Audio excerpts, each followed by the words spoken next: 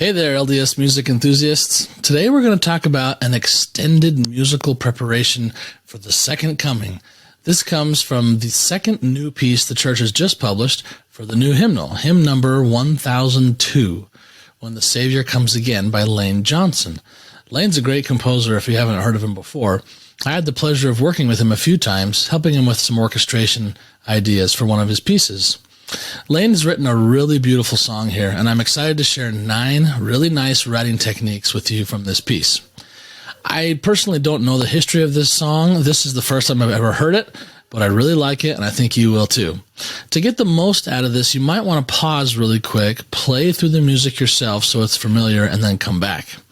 And then we'll jump into the 9 techniques I'd like to share with you. Okay, let's get started. Technique number 1, tonic-dominant crunch. Here we are at the very beginning of Lane's song, When the Savior Comes Again, and I want you to notice here in the very first measure the beautiful chords that are happening. So we have a typical 1 chord going to a 4 chord going to a 5 chord, all in the first measure, but they're happening over the same note, the tonic note F, or in the key of F major. So it's really common to take the 1 chord and move it to the 4 chord with the same note in the bass, and then come back. But Lane takes this a step further. 1 chord, now the 4 chord, and then the 5 chord, and then back to 1. So we get this really interesting dominant chord crunch over the tonic note. So we have the 1 chord's bass note there, and above it we have the 5 chord in the right hand. It's a really nice thing. So we get 1 over F, B flat, 4 chord over F, and then 5, the C7 over F, and then we come back. Hear that crunch? Oh, it's a beautiful, nice crunch. And it happens in a gradual manner so that it's not like a sudden crunch. It gets there from 1 to 4 to 5 and then comes back again. You're going to hear that throughout the piece. It's a wonderful technique. Technique number 2, chain of suspensions. Here in measure 5, where you can see the blue highlight, we're on the words, "In glory he will reign again." We have what's called a suspension here in the melody, but not just 1. We have 2 suspensions in a row. So let me play for you, "In glory he will reign again," and I'll describe what the suspensions are doing.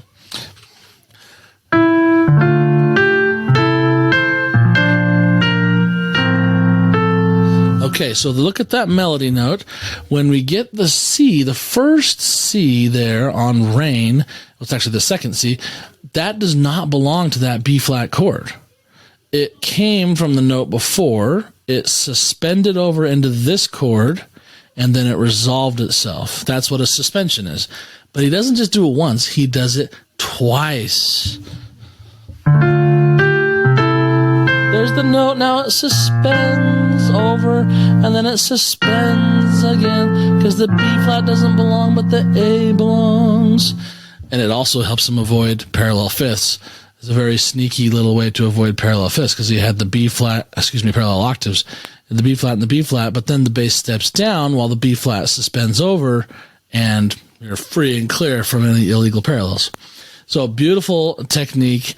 Very highly recommend this one. Suspension chains are some of my favorites. Technique number 3, tonicizing the relative minor. So now we're on measures 8 and 9 down at the bottom of the first page, where you can see in the blue box we have a very nice little cadence here, but it's in the wrong key. This is where the phrase is resolving to a different secondary tonic, we call it. It's a little almost like a mini modulation, super small 1-beat modulation that then goes back into F major. And that's what we're seeing on beat 4, because on beat 4, we get an A7 chord. Now, A chords in the key of F major are minor, usually. But here, he's made it major with the C sharp in the bass, as you can see down here. And that C sharp acts as a leading tone to D. So we tonicize the D.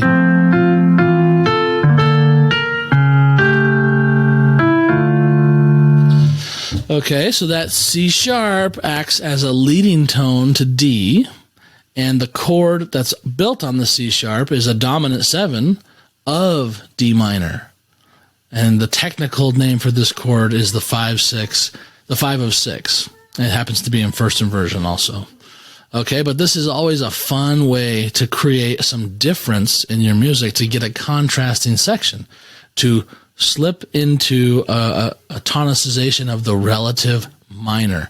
So F major and D minor share the same key signature, therefore they are relative keys, and we've tonicized or emphasized the arrival at D minor with the dominant chord of D minor, A7. It gets a bit complicated, but it's a beautiful technique. And if you'd like to learn more about that, you can check out some of the information below this video to learn more about harmony like this. Technique number 4, smooth retrogressions.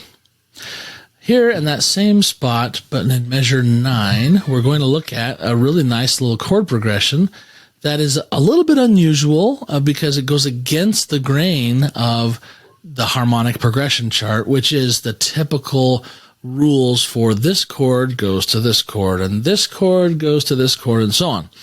Typically, on the harmonic progression chart, according to the rules, so-called, or at least the default chord progression, usually the 3 chord is what goes to the 6 chord, not the 6 chord going to the 3 chord. The 6 chord usually goes to the 2 chord, or sometimes it can go to the 5. But in this case, we have the 6 going to the 3. We do see this retrogression or backwards progression more often than a lot of others. It's a pretty common one because 6 and 3 have certain similarities to them. But listen to how this works, because we have this stepping bass line, this really nice stepping bass line down from that D minor chord. So we go from D minor to A minor, B flat to F, but they're not all in root position. In fact, the first chord and the third chord are in root position, the 6 and the 4, but the second chord and the fourth chord are both in first inversion. And that's how we get this nice stepping bass, by putting first inversion chords between the root position chords.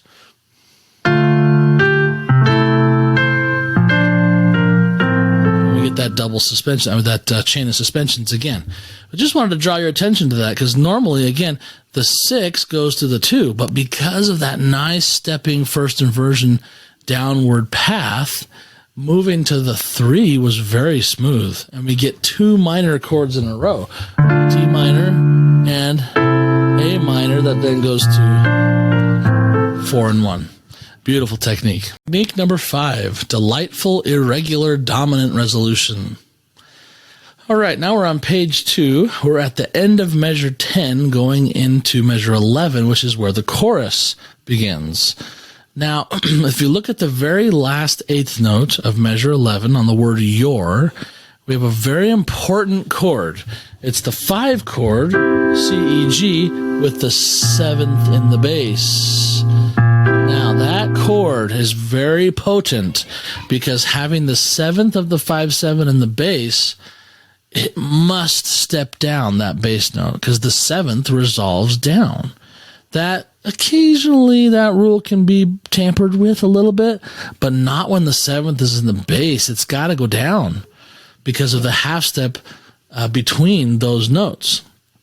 Okay, but so Lane does that, the composer does that here, but he goes to an unusual chord next.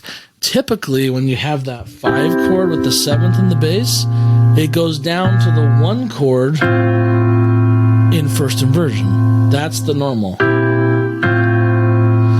Instead, he makes a little swap, and instead of going to the 1 chord, which would be an F, A, C chord, F, A, C, he changes the F out for an E.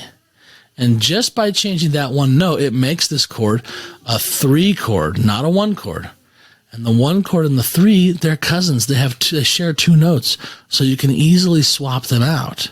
So it's a really nice sort of alternate resolution to a very popular and potent resolution. So instead of going 5-5-7 with seventh in the bass to 1-6, our first inversion, he goes 5-5-7 to minor 3. It's a cool little change. What I love about this is it's a subtle surprise.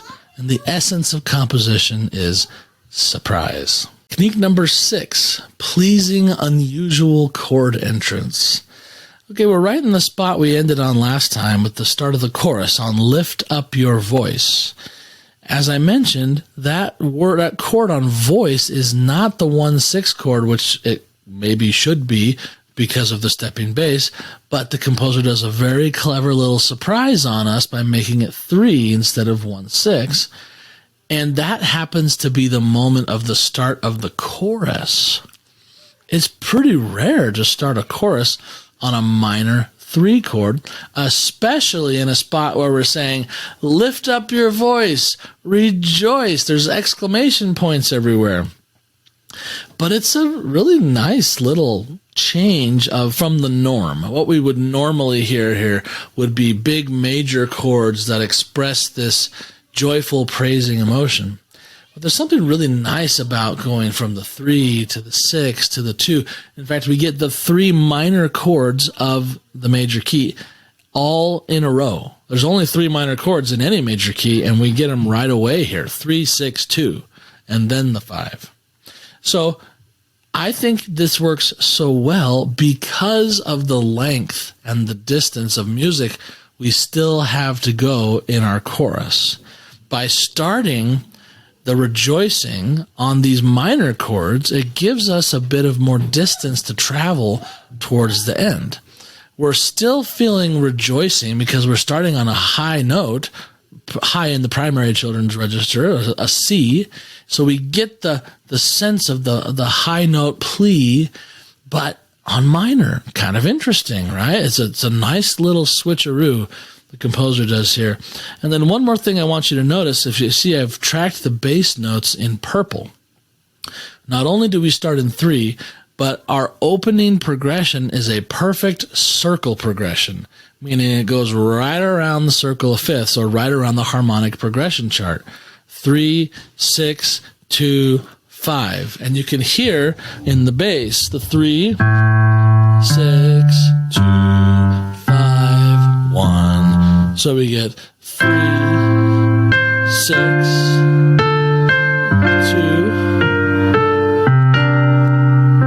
to 5. 3, 6, 2, 5. Very strong kind of a chord progression, which I think also supports the rejoicing sound. Because if we were just in kind of a somber minor, it might put off the wrong emotion. But by having this very strong circle progression and starting in the high register, it makes up for any emotional incongruencies in the minor rejoicing. I think it's a really great little technique. Technique number 7, which I'm calling nostalgic pauses.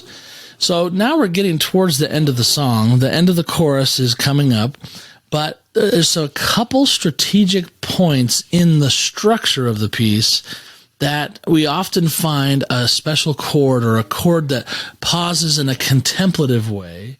And we get this not just once, but twice in this song.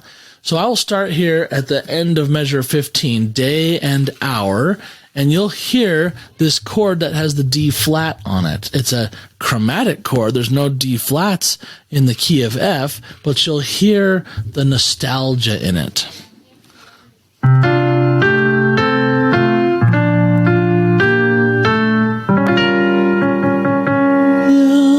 Has that little sadder quality, and then it happens again as we go on to the next line.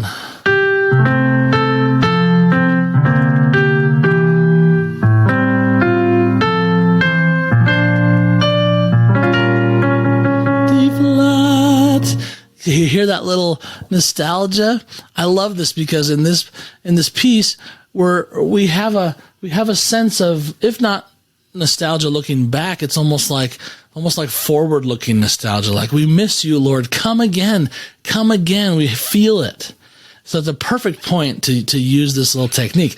This technique is called borrowed harmony. It's when we take the 6th scale degree, in this case the note D, and we flat it. We've borrowed that flatted 6th scale degree from the parallel minor, because in F minor, Ds are flat. So we've grabbed that D flat from the minor key, we've borrowed it up into the major key, and it takes a normal minor 2 chord, which would be G, B flat, D, and makes it diminished. That's where we get that nostalgic feel. Borrowed harmony. 8, extending emotional second coming arrival.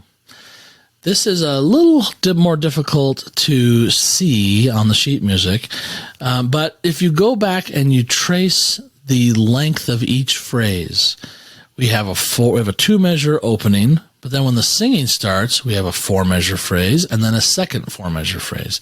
That makes up the 8 measures of the verse. Then, in the 9th measure of the singing, we get the chorus. We again get a 4-measure phrase, and we expect we're going to get another 4-measure phrase at the end, but instead we actually get a 5-measure phrase, which is unusual, creating this sort of asymmetric phrase grouping is not normal and often discouraged unless you can do it right, unless you can be convincing as you do it. And Lane, the composer, does make this convincing and pulls it off. And it actually makes the anticipation or the feeling of, oh, we want this to happen so much, happen even more strongly, which is really great. So if you look here at the top of the page where that green line is, no one knows the day and hour when he will come again, but he'll return as scriptures say, and then it's supposed to end. Da-dee-da-da-da-dum. But he has an extra bit. It will be a joyful day, should have been the end. And then when our beloved Savior comes again is this tag, this extra measure. But I want you to hear this, because when you hear the 3rd measure, he'll return as scriptures say, going into the 4th measure, it will be a joyful day, you're going to hear an extension or an expansion on the emotion that happens in measure 3, building into measure 4. Okay?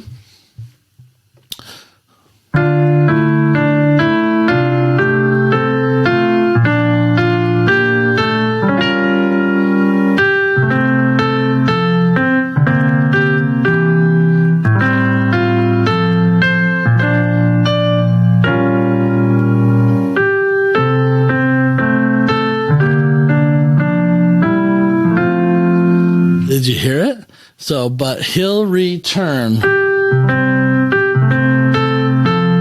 Scriptures say, and then he steps down. Well, he doesn't actually step, but he goes down. He leaps down to the A minor. And we go, oh, there must be more. So instead of going 5-1 on scriptures say,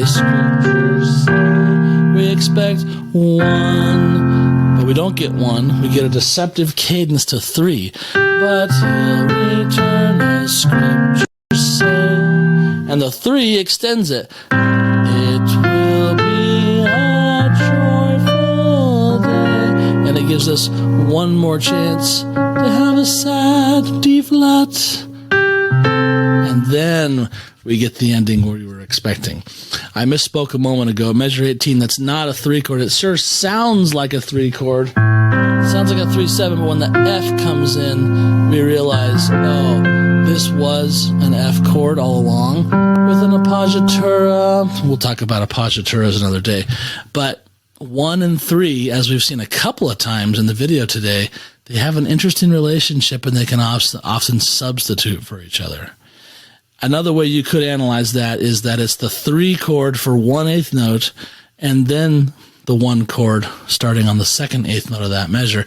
And that's really kind of what he's doing with the harmony, because we get that sound of a deceptive cadence not resolving to 1 right away in root position. So it's a really nice way to sort of swing the door open and extend the phrase for 1 more measure with a climax, the high note on D on joyful, and then the D flat on Joyful Day with a fermata, then we finish it off. So if you're going to extend like this, make sure that you build your extension on harmony that opens the door to keep our ear moving forward. In other words, don't resolve your chords to the 1 on the downbeat of your extension measure, because then we think it's over. You have to open the door by putting another chord in there that makes us go, oh, there's more. I could tell you more about how this extension works, about how the melody it sort of expands upon itself. We don't really have time in this video, but this is a really great extension. I'm so glad that we were able to see an example of this in the new book. Technique number 9, implied tonic to please primary pianists. So this is a small detail, but an interesting one, because one of the challenges of writing a good primary song is making sure that the piano part is nice and simple, simplified piano writing, so that a primary pianist who may not have a lot of experience playing can have a better chance at handling what's going on.